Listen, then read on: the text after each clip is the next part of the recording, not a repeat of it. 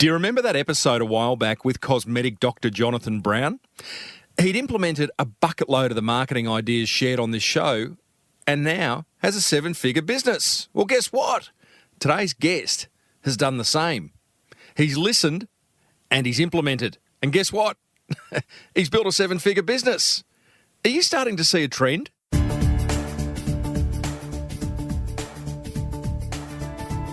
Now, before we get carried away with episode 368 of the Small Business Big Marketing Show, the marketing gold that's about to rain down on us all is made possible thanks to Fastmail and 52ways.biz.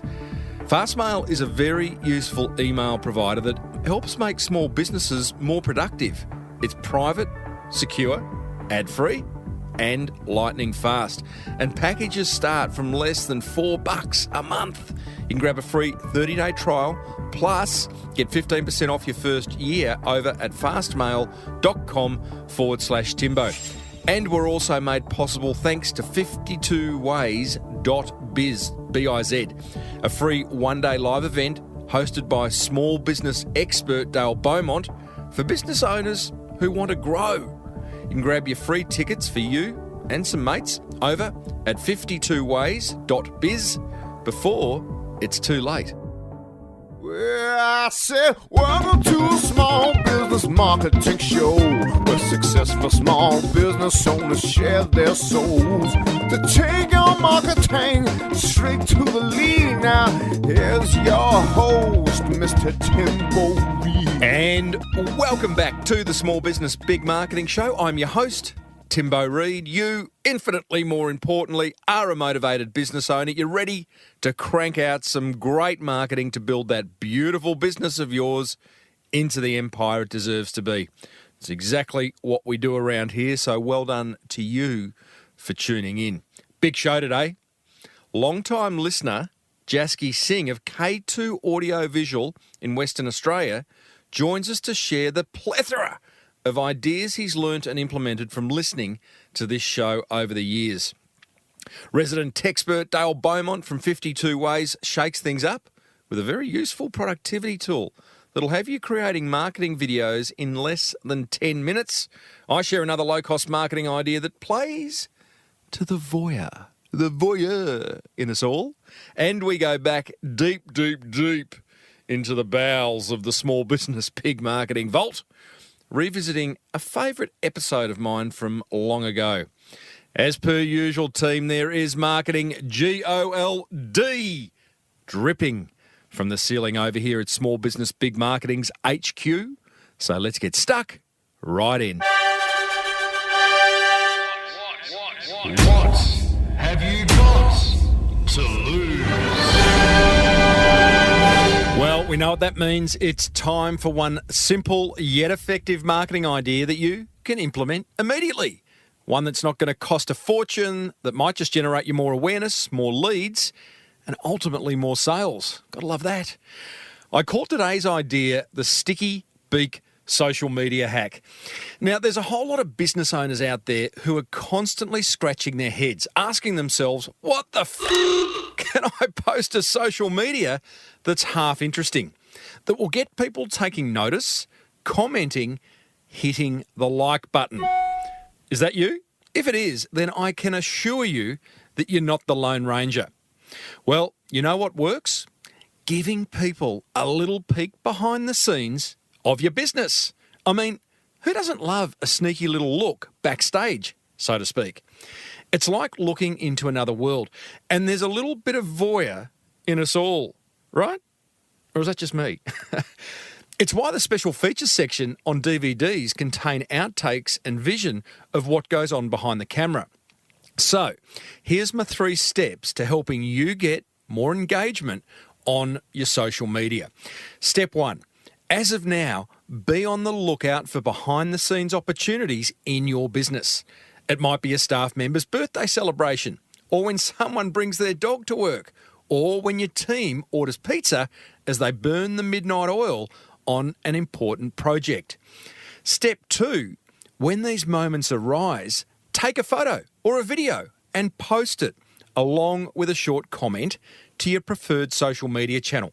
Maybe Maybe you could even do a Facebook Live or, dare I say, a Snapchat. My kids will kill me for suggesting you do that. Step 3, look out for people commenting on these posts and be sure to reply. Remember, social media is simply people having conversations online. And here's my pro tip. Don't judge these posts. You might be thinking, who on earth would be interested in seeing this? Well, let others be the judge of that. Whilst a pic of your receptionist's pug may not be earth-shattering, it does show a human side to your business. And pugs are pretty cute. Well, there you go. That's my 3 steps to implementing my sticky beak social media hack. You can head over to smallbusinessbigmarketing.com/368, where you'll find some additional resources, including some examples of behind-the-scenes posts that I've come across, including a photo of me hugging Mr. Charlie Bucket. That's my dog, and he's very cute. And if you'd love help implementing any of the marketing ideas I share in this segment, and there's been 34 so far, go ahead and join the Small Business Big Marketing Club over at crankmymarketing.com, where I'll personally support you daily on your marketing journey. So, what have you got to lose? Coming up after today's interview, Dale Beaumont shares a very useful productivity tool that enables you to make marketing videos for under $50. But right now, let's meet today's successful business owner, Jasky Singh of K2AV in Perth, Western Australia, a business that installs state-of-the-art audio-visual technology into homes and offices. Now, here's an email he sent me a few weeks ago. He says, "Hey, Timbo." Jasky, "I'm one of those listeners that have been with you since the early days. I'm a big fan of your show." Oh, shucks. Insert blush. "I'd love to be a guest on one of your shows if that's of value to you and your listeners, as I'm someone who directly applied tips and tricks from your episodes to take our business from a $500 investment to $15 million in sales in less than 5 years. Just thought I'd put it out there. No stress if it isn't something that works for you, mate. Keep up the great work. Jasky." Thanks, Jasky. So I asked him to send me a list of the ideas he'd specifically implemented. I thought I'd test him, right? Well, he did, and it's a ripper list. And that's what we're going to work our way through now. I started off by asking Jasky to share an interesting story from the early days of his business. At the time, he had 2 employees and was well and truly in the red.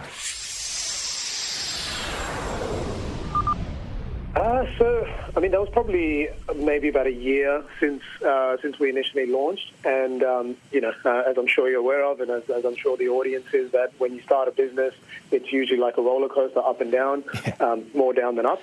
So when we got to a certain point, I think it was probably just after a year of when we started as a business, not after we registered. It took about 6 months till we actually registered as a ABN with an actual proprietary limited.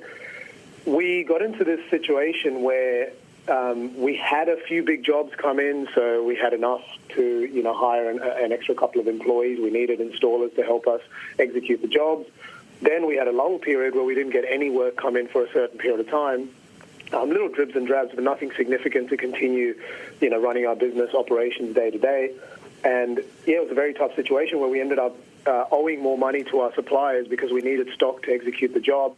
And then it got into a situation where we're in the red, and because you employees which you really care about. One of them was actually a family member of one of our business partners who was originally working at Kmart, and we had him come across, and he was working full time there.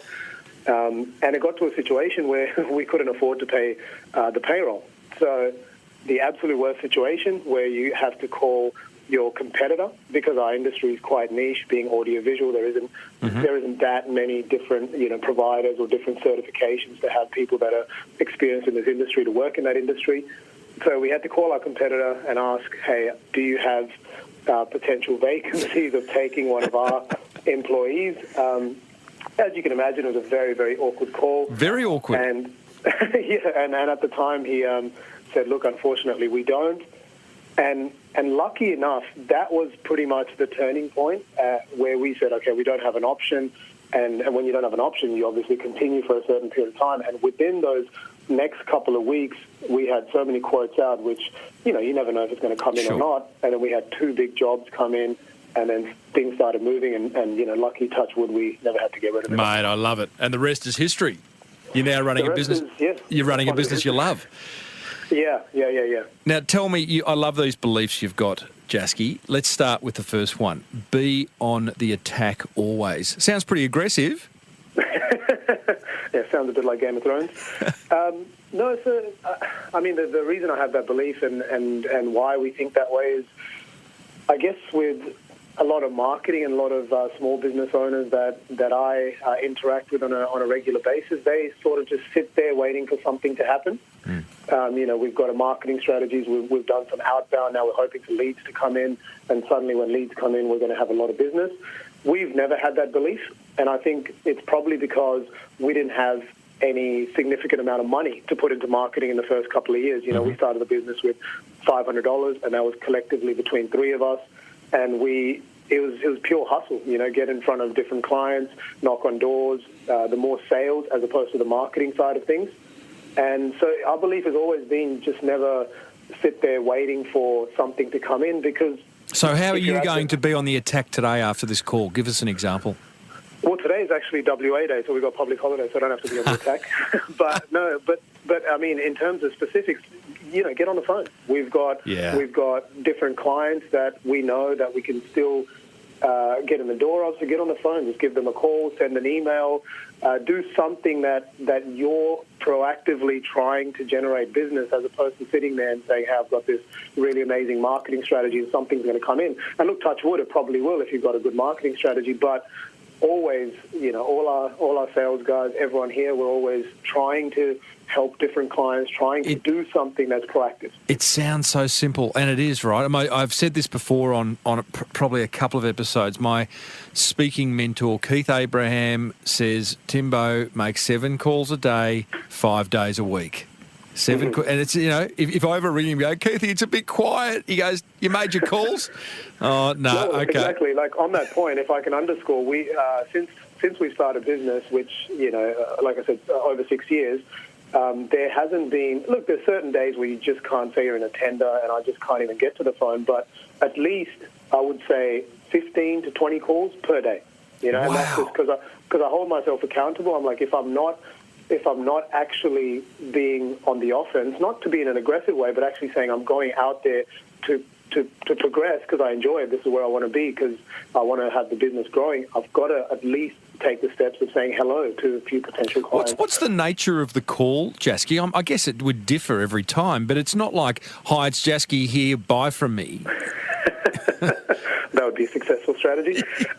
No, but to be honest, initially that's how it was. And until I learned, initially it was like, hey, it's Jasky, we sell this and this. Hey, I think you could probably benefit from it. Can I come out and have a meeting? And 9 out of 10, they're like, please get lost, you're irritating. So it's been, you change the script. As you keep going, it's more, hey, this is Jasky, I'm calling from K2 Visual. I'll do a bit of research. I'm aware that currently you are looking into this, or you have a new construction coming up, or your technology is in this way. Can I send you something that I believe will be valuable? There's no sales involved. It's entirely up to you. But here's something I find useful for you. And that's it. Now they've heard from you, you've sent something useful. I love it.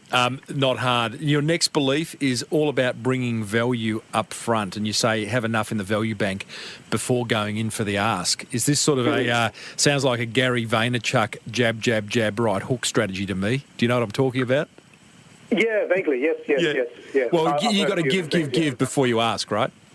Correct. Yep. So yeah, on this note, it's more been learned from the hard way, because initially, like you just asked me the question, I would make a call and try and go directly in for the sale because you believe that's what you got to do. The client wants to know, hey, what can you sell? And over time, I've just realized it's more you've got to try and say, hey, here's something useful for you, because I guess, sorry, I'm sidetracking a little bit, but I think this will be valuable for your listeners. It's just, for us, it's been to know what we're actually really capable of. as opposed to thinking we can do everything, or as opposed to thinking what we can do is going to make more money. And what I mean is, for example, in our business, there's a lot of new construction that happens, and then we have to try and win the contract to do the audio visual, so the hardware, the technology, so the fit out. And a lot of the times it's a tender process. So tenders are big money. Hey, here's a $500,000, $1 million tender. And, you get the big eyes. You think, oh, yeah, I want to try and win this job. But slowly and steadily, we've realized that's not where we're going to be, one, the most profitable. That's two, not going to be where we're going to make the biggest value, because we're not a large national corporation. We're a WA based, specifically in our field. We do what we're passionate about, and that's where we're incredibly profitable. So roundabout way, what I'm trying to say is when you know, okay, this is what we're really capable of. This is where we can provide the most amount of value. This is where we have the most knowledge. This is what we can do better than anyone else. Then we go in with that approach saying, hey, here is something only we can give you a really, really strong amount of value, strong, benefit, entertainment, whatever it is. And then once you build that up enough and they go, hey, this is actually really useful, this person's coming across as a useful partner, then you can go in for the potential, hey, let's develop a working relationship. You're reinforcing a lot of what I talk about in a book that I wrote called The Boomerang Effect, which is simply about being helpful in your marketing. Because when you're helpful, people kind of develop a trust in you and they develop a confidence. They become less price sensitive, and you're more likely to get the business. That's what you're doing. Yeah, you're spot on. Yep. Jasky, it's not very hard, mate. I think we'll end the call here. I'm just joking. I'm joking. No, but it's true that one approach. If you make that mindset change, which has taken us a long period of time, and I think I'm just someone that's born to try and just jump in and be aggressive and say, let's make the sale. But I've realized, if someone does that to me, I get irritated. I don't want to talk to that person. And I think it's the same with relationship. Like with your partner, you can't just constantly keep asking, hey, can you do this for me? Can you do this? Eventually he or she is going to be like, just get away from me. So it's got to be, you've got to try and provide enough value. I don't know what the word is, depending on what the business is. If it's entertainment, if you're in the entertainment space, if you're in journalism, information. So provide enough. It's free, but you're developing. It's marketing. You're still doing. Well, mate, it's the ultimate expression of this is Jamie Oliver. Talked about him before, but Jamie, you can watch his show for free on TV. Doesn't make you a celebrity chef, but then you love it so much what he's shared that you want to buy his book, you want to go to his restaurant, you want to go and buy his DVDs, and that's how it works. If you are helpful, people will want more of you. And what I love about this, Jasky, is that, hey, you're running an AV business, People go, oh, you can't make everything sexy. There'll be accountants listening going, oh, I can't do that. Or, you can. Just be helpful. Solve problems. Love it. I'm just back to your beliefs. You've covered the next one, really, which is niche is always better than broad. You're focused very much on knowing what you're capable of and delivering on that.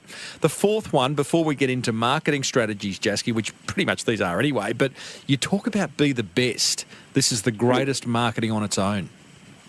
Yeah, and even on the niche one, I just want to add an extra point which might be helpful for people from our experiences. Even when you're and I'm sure you belabored this point, is when you're actually putting out a marketing strategy, try and dive deep into the pain point, and niche being, get as specific as you can, because that's really been valuable for us. Anytime we've tried a new marketing strategy or ploy, and I think we'll go through that in the strategy, so I won't go too much into it, but just try and be as niche, because you feel, I'll broaden my horizon, then I'll appeal to Jim and John and Mary's business, and then we'll capture everyone. In the end, you'll capture no one. So just try and really go, okay, we're going to target Jim's problem first, in the sense that Jim is the ideal customer, and then that maybe through word of mouth will actually get you more business. But anyway, on to the best. I think the reason, again, be the best comes back to the initial belief. If you are really, really good at what you do, like I said, what you're capable of, and you really double down on that, then you're literally the only one. You've got the monopoly in, okay, when I have this problem, Jasky or Jasky's business or Tim's business is who I'm going to go to. Yeah. When I need to look at, small business marketing strategies, automatically it's like Tim Reid. That's the guy I'm going to go to, right? So now you're talking. Yeah, you've created that is your space, that is what you're capable of, and just try and be really, really good at that. Yeah, I think, and I totally agree with that. Sometimes people think, wow, if I do that, then I'm going to polarise and lose business from other people who may not want specifically that, but that I could still service. And I always use the example, like Coca-Cola, that's a drink targeting sort of 16 to 23-year-olds, let's say, but it doesn't mean people either side of that don't drink it, right? It's just that you got to stand for a niche or a group of people and really focus on them to start with, right? Correct. Otherwise, if you're just a generic business, like you mentioned, accountant, if you're just like, hey, I do your tax, Yeah. How are you going to be different to someone else? Are you then going to say, well, I do it for $90, whereas that guy maybe does it for $99? Come to me. Yeah, you might get certain people coming to you as a one-off, but you haven't really created anything unique. You're not really in a specific niche. But say, for example, I don't know the accounting business, but let's say you were like, I am a tax accountant for people that have trusts, right? Mm-hmm. For example, and that you're the best with trust. I know this is a terrible example, but you're the best with trust dealing, for example. You go, all right, well, now I have a trust. I maybe go to him, and then if you do a great job, then I'll refer my mate Andrew as well, because you've done such a good job. Well, it also makes it very easy for people to talk about you. So if that accountant specialises in trusts or family trusts, whatever you're talking about, then it's very easy to say, hey, listen, I know someone who does that. So it creates good word of mouth. Now, let's get stuck in to some marketing strategies. Before we do that, listeners, I'm talking to Jasky Singh. He has a business called K2AV. Audio visual based in Perth. He's a long-time listener of this show. He's been implementing a few marketing strategies that he's listened to and heard along the way, which I love. Now let's go through these, Jasky. The first one fascinates me, mate. A weekly newsletter. I nearly fell asleep when I read the word newsletter. How's it working for you? It's worked really well, and yeah, you're right. Like newsletter, it's less and less effective as we go along. Yeah. And as you mentioned, sorry, I know I keep diverging, but as you mentioned... But I love a diversion. I any rabbit hole, as long as we find our way back. Yeah, no, I'm sure we will. And the what I was looking at, because when I spoke to you, and I did mention to you that I was listening to your podcast a long time ago, I actually went onto my LinkedIn. Here's what's fascinating. I have 2 recommendations that I've given. Yeah. And one of them is to you, and one is to my business partner. This was back in September 2012. So I was like, I do remember doing something on LinkedIn. Thank you. Let's divert back. Newsletters. Newsletters. So we initially were doing our sales, knocking on doors, trying to get into the doors of different clients that we believe we could help. Then we realized at that stage, this is late 2011, early 2012. We realized, once you have that interaction, how do they know who you are the next time? How do you stay in touch? How do you get in front of them? And at that time, newsletter, I don't mean a physical newsletter, an email newsletter at that time, we still had decent conversion in the sense that people still, read emails. Now there's so much spam, it's getting less and less effective. Mm-hmm. But that from that time on, for maybe the next 2 or 3 years, I'll give you a relevant example. There was one client that any time I tried to make a phone call, we knew they were big clients, so I tried to do my best. We tried sending them stuff. There are a lot of closed doors. But we added them to the newsletter with their permission, saying, hey, can we add you to the newsletter? They said, that's fine. And purely because we were providing, again, really, really useful content in the education space. Hey, so next time you're in the classroom, try this strategy with your technology. Next time you're in the classroom, try this new behavior change, etc. And over time, that one client, we only won through that useful bit of information. They came back to us, actually reaching out to us when they actually had an opening and said, hey, we've been reading your newsletter, so I knew it directly from there. And I can obviously go back and see how often they're opening. And it's been effective in opening doors with a lot of clients because we're adding the value and we're not trying to ask for anything. All right. Well, look, I mean, I do fall asleep when I hear newsletters, but I also I do still see them as being effective, and they're cheap. And they're a way of keeping, even if people don't open them, they're still seeing your brand come through their inbox, and it's a touch point, right? But what I love next is that you compile the best of your newsletter content and you turn it into a physical book. Yes, correct. Mate, I'm loving this. Yeah, so we just basically found the ones that were most shared over over the many years that we had the newsletter because we know they would resonate the most. And again, a way to add a bit of a value proposition early on to a potential client. We sent those books out saying, hey, this might be something of value to you guys. At the back, there's obviously a blurb about what we do. And that was, again, a really, really good marketing strategy. What did it cost us? Maybe $1,000 in total in terms of getting the books printed, posted, reaching many, many clients. And again, with existing clients, developing a stronger relationship. And they're not going to throw that away. That book is sitting on their table, and it's a physical thing that a lot of people don't do. And I know it doesn't sound like the current contemporary ways of marketing, but it's something, sitting on their I would table. argue that. I mean, if you mean it's not current because it's not online, but boy, oh boy, I mean, even since having my book, and I've got so many colleagues and friends now with books that, they are a glorified business card, and they work, and they position you as rightly or wrongly, they position you as the expert. So take us through the process. You've got the newsletter content. You curate the best of that newsletter content. Do you then? What do you do then? Do you just literally cut and paste it and go off and get it printed and bound, or do you have an editor turn it into something more readable?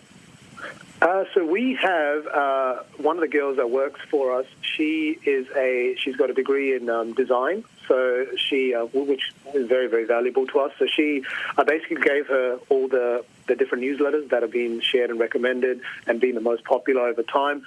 And again, so she went through and redesigned it to put it into a book format. Again, I don't know the whole process, but then there is an online service, which off the top of my head, I may get this wrong, but again, I can provide it to you after so you can put it accurately in the notes, is I think lulu.com or something.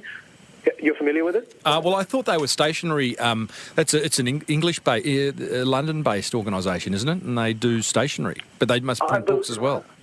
Yeah, I believe so. So we did a bit of research, and if you want to print a book at reasonable cost, and you just want to be able to do it through somewhat generic templates, I think it was quite good.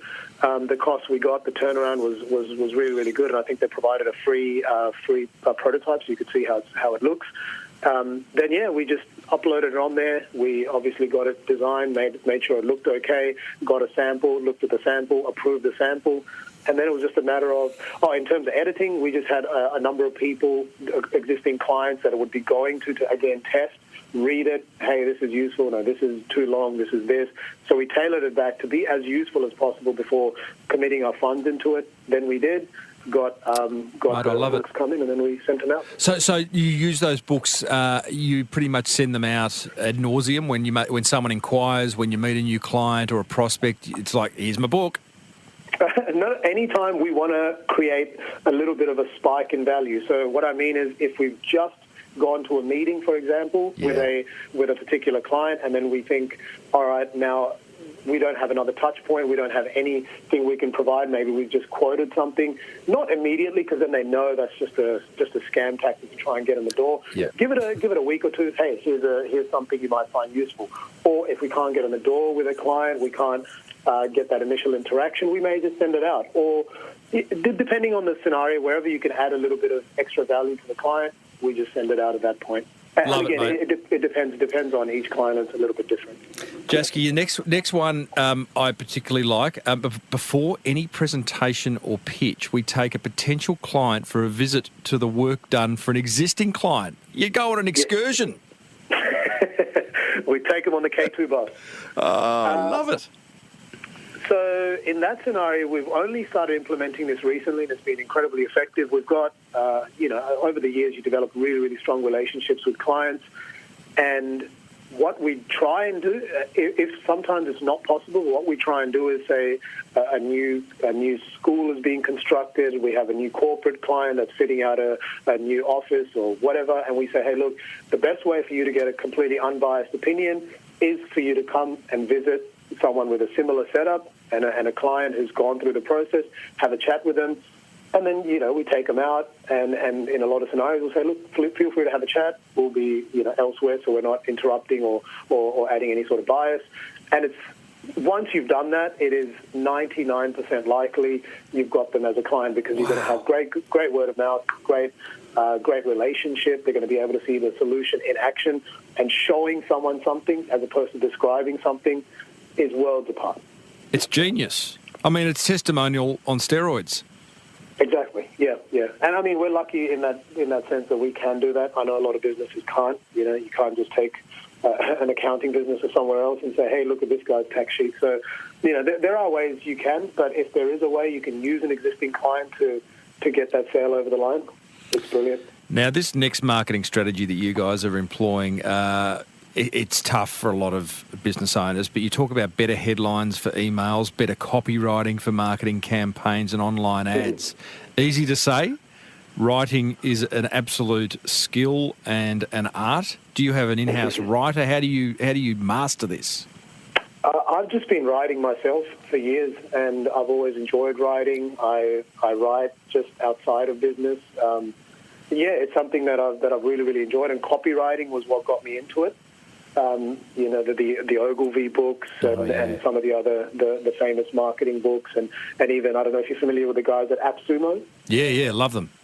Yeah, so they do a lot of great copywriting, so I always try and, if any of your audience here really want to know good copywriting, again, I've got no affiliation with them whatsoever, is AppSumo is a website that sends out a daily or every 2-day newsletter, and the copywriting on the newsletter is amazing. Right? I love it. So what you're actually saying is that, I mean, AppSumo, it's not the products they're selling, but it's the actual way they market themselves. I agree. It's full of personality. Yeah, but look, the products are great. I think Yes. the products are actually really good as well, so their deals are always really good. But the copywriting, I just learned so much from it, and a lot of the time they give you a lot of free booklets, ebooks based on copywriting, so I've learned a lot from there. And look, anything to do with copywriting, I'm pretty sure I've already read it because I'm obsessed with it and I really enjoy it. We don't need anyone in-house, and I guess it's lucky that I do enjoy it. I don't think it's that easy to find someone that's a good writer that's going to do it for you as an outsource thing.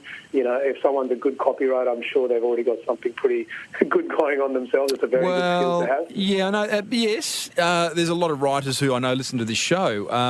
I encourage all small business owners to have a writing on their virtual marketing team, whether they're around the corner or overseas. The problem is great writers are expensive. That's just the nature of it, because great copy converts. Great copy gets you sales. So you've got to make a conscious decision to go, you know what, I am going to overspend in that area of my marketing. I don't think enough businesses do. But a great example of find copy you love, whether it's AppSumo or the guys at Copyblogger or just another brand, Virgin Airlines. They used to write great copy. I remember, when you board a plane and it says, no baggage over 7 kilograms or whatever it is. I remember there was a sign boarding Virgin planes in the early days, which is, no carry-on baggage over 7 kilograms, but all the emotional baggage you like, and just having fun like that can make a business appear much more accessible and friendly. Well, look, a completely relevant example. I know you hate newsletters, so I'm not going to harp on it too much, but we changed subject titles of exactly the same newsletter over a few weeks just to test whether the subject being the line that comes up when you see the email pop up. And we had, it was just a different service that we're offering. So initially we had, I don't remember the original title, something like, it was quite salesy, new service, Then we tweaked it to have 10x your business's productivity. Boom. And the 10x I got from Tim Ferriss, because he does a lot of 10xing stuff. Yeah. I'm not familiar with him. He's, again, a good copywriter. And the conversions were astronomical, where it was such a big difference just from the subject line. And we were comparing open rates, so how many people actually open. And then again, and now Facebook ads, which again is something we're doing a lot of now because it is more effective than the newsletter. Just changing, maybe if you're doing a video, if you're going to have your banners on the video, it's hard to describe over audio, but when you have a video and you have, say, the 2 lines of text which show what the video is about, or if you're actually writing the text in the video, just tweaking the first line. So I'll give you a very relevant example. We were targeting architects that do new construction of schools and colleges, and we initially put out a video to target the pain points being the things that they want resolved more than anything else. We initially had a generic thing, solve this pain point, or whatever. Then I changed it to saying Perth architects in new build construction, something along those lines. So tweaked 2 lines, exactly the same video, nothing else was changed. completely different, maybe twice, 3 times the conversion. I don't know the exact figures, but it was just such a significant change. We turned the first ad off. I have no doubt. I love it. And if you can find the time to focus on that stuff, then I would encourage every business owner to do it. And speaking of that, Jasky, because I want to wrap things up now, you have a wonderful mindset around marketing, a very refreshing one, because I know a lot of people, a lot of business owners find marketing a dark art. They find it a challenge. They find it a pain, right? What do you say to those listening who are going, how do I get to where Jasky is? How do I get a mindset where I'm making time and I'm enjoying the marketing of my business? Look, it might sound a bit harsh, but the truth is, if you're not enjoying marketing, your business is going to struggle. You know, marketing, you've got to have some kind of enjoyment in learning about it. I mean, of course, you can completely outsource it, but you're going to have to find someone good, and finding someone good at marketing, like you've already mentioned, Tim, is going to come at a cost. So what I would suggest as the most easiest way to just dive just dip into the world of marketing is even something like Facebook. You know, we use Facebook anyway. You know, if everyone uses Facebook in Australia, Facebook is a lot more popular than maybe elsewhere. So as the most basic thing, their ad platform is just so simple, so easy to use. Just go, okay, this is my business, whatever your business is. Here is my standard clientele, my consumers, the people I want to target. Just go, okay, I'm going to set $50, even $50, and I'm going to try and say, okay, I will target, I'll maybe produce a video, produce an image, something, and let me just try it. Because once you start getting into it and you start figuring out, okay, here's what's working, here's what I'm trying to see. You know your business better than anyone else. You will understand what the pain points are. You'll understand what your unique selling point is. You will understand what really captures the customer, your client, better than anyone else. So just get into it a few times, and it's just like a bit of fun. It's like a little game. Hey, I'm going to try tweaking this, and and it becomes interesting. Jasky, next time, mate, if you could be a little bit more passionate about marketing, I'd appreciate it, mate. I think I've done a good sales pitch for you. Yeah, correct. Can you just sell me something now? I'll take 3 of them. Hey, buddy. No, but I really do implore people, just give it a shot. I know you do. I know you do. Hey, buddy, thank you for listening to my show in the early days. Thank you for implementing some of the ideas. Thanks for reaching out and suggesting that it would be worth sharing some of your insights with my listeners, because you were absolutely right, and best of luck in the future. Yeah, no worries. Thank you very much, and I hope it was valuable. Thanks for your time, Tim.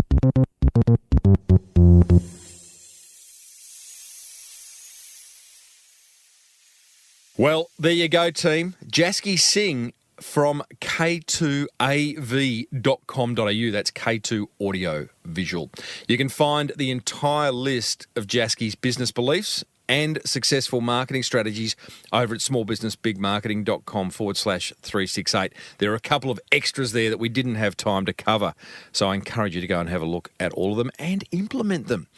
Coming up, I'll share the 3 things that particularly grabbed my attention during that chat. Plus, Dale Beaumont joins us to share a very clever productivity tool to make your life a whole lot easier. But first, can you spare a minute for Fastmail, who make this show possible?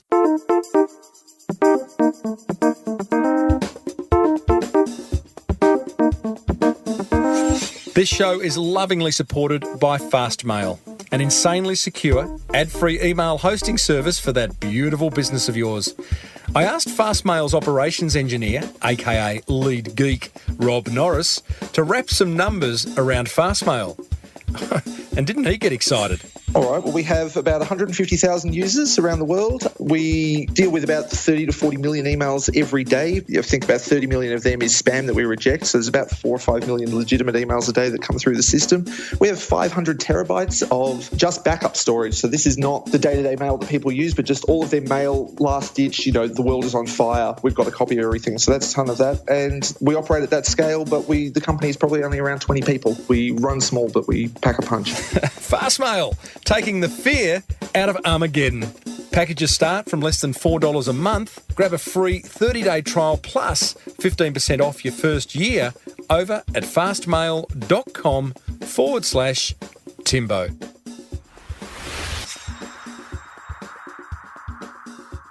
Righto.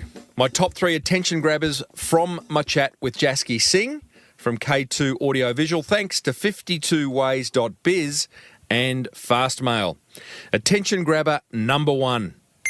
Find a way to enjoy your marketing. Now, I'm probably preaching to the converted here. However, if you are finding marketing a struggle, then simply choose one aspect of it that you actually don't mind doing and focus on it. That might be writing some blog posts, answering some FAQs, scheduling time to network, or have lunch with some clients. Whatever it is, just do it and start enjoying your marketing. I want it to be a hobby. Attention grabber number 2, curating the best ideas from his newsletter and turning it into a hard copy book. I love this idea. We should all have a book. Have you read mine? The Boomerang Effect? Should. It's good. Now, I'm doing this at the moment for my What Have You Got to Lose segment. I figure I'm writing already these ideas up as blog posts each week and recording them as a segment in my show. So why not repurpose this existing content into a book? You could be doing the same for sure. And attention grabber number 3, make as many phone calls to prospects and clients a day as you can. Love this one. In fact, can I set you a challenge, please? Starting tomorrow, I want you to call 10 prospects or existing clients per day for 10 days. Then I want you to email me with the results, good, bad, or indifferent. Go. Now, if something grabbed your attention, then whack it up on your preferred social media and let the rest of the world know about it. Maybe even suggest they check out this show.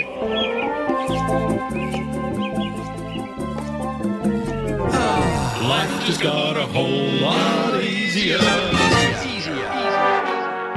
Hi, it's Dale Beaumont here from 52ways.biz, the best one-day business workshop ever, with another productivity tool to make your business life a whole lot easier. So what is the tool that I have to share with you today? Well, it's called Shaker, and it's spelled SHAKR.com. Now, Shaker is a tool that can help you to create high-quality videos for your business, and you can do them in around 10 minutes, and generally, you can do them for less than $50. And the reason why is because they have built hundreds, if not thousands, of ready-made templates that are there on the website waiting for you. And all you need to do is drop and drag in any photos or videos that you have about your business, and then you can double-click and actually make the text whatever you want. And within a few minutes, you can turn that particular video into a promo for your own business. Then you can download it and use it wherever you like. You may use it as a promo video on your website. You may send an email out to your database. You may put these on YouTube, or you might even run them as Facebook ads as well. It's a fantastic tool that'll save you literally thousands of dollars on video production. So make sure you go ahead and check it out. The website again is shaker.com. I'm Dale Beaumont, and I told you life would get a whole lot easier.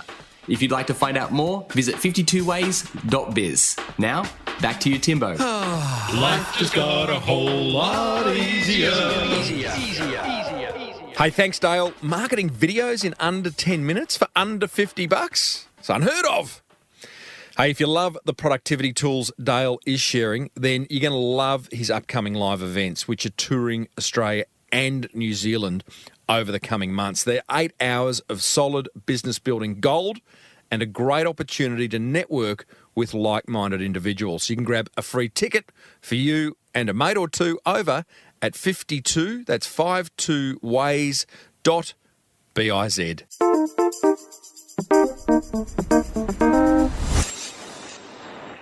Well, that almost wraps up another episode of the Small Business Big Marketing Show. But there's plenty more marketing gold coming your way in the weeks ahead, including chats with some freakily smart small business owners, more low-cost marketing ideas, and a few other surprises. Hey, have you listened to the chat I had with old-school marketer Brian Height? In a world where so much of our marketing effort is focused online, he produces a high-quality printed publication called The Rural News for farmers all around New Zealand, and he's making a mozza. I asked him how he avoided farmers binning his publication when it arrived in the letterbox. Content. So the key thing is, the argument is between freebies and paid-for publications. The only difference is the content. If you've got content and compelling content in your publication, nobody's going to toss it out. They're going to read it. So the key thing that we have, Focus and I talk to people frequently about it, we must have something of interest to every farmer in the country, every issue. So something of real interest so that they will open up every time. No surprises there, team. Great content sells every time. In fact, helpful content sells every time. That's what I wrote about in my book, Ad Nauseam, The Boomerang Effect. You got a copy? Hey, you'll find that full interview plus hundreds more over at smallbusinessbigmarketing.com. You can also buy my book over there, or you can subscribe free on your favourite podcast catcher.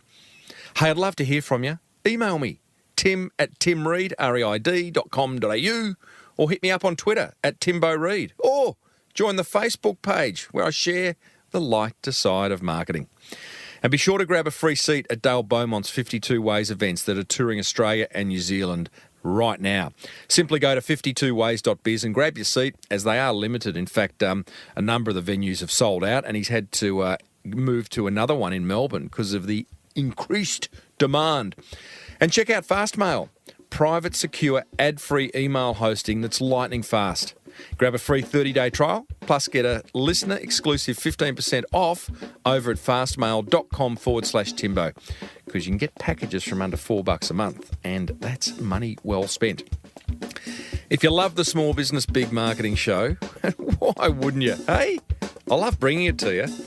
Then I would love you to let other business owners know about it. Grab their phone, open up the podcast app, download my show. That's what you can do for me. Until next week, I'm Timbo Reid. Thanks for tuning in. May your marketing be the best marketing. Bye for now.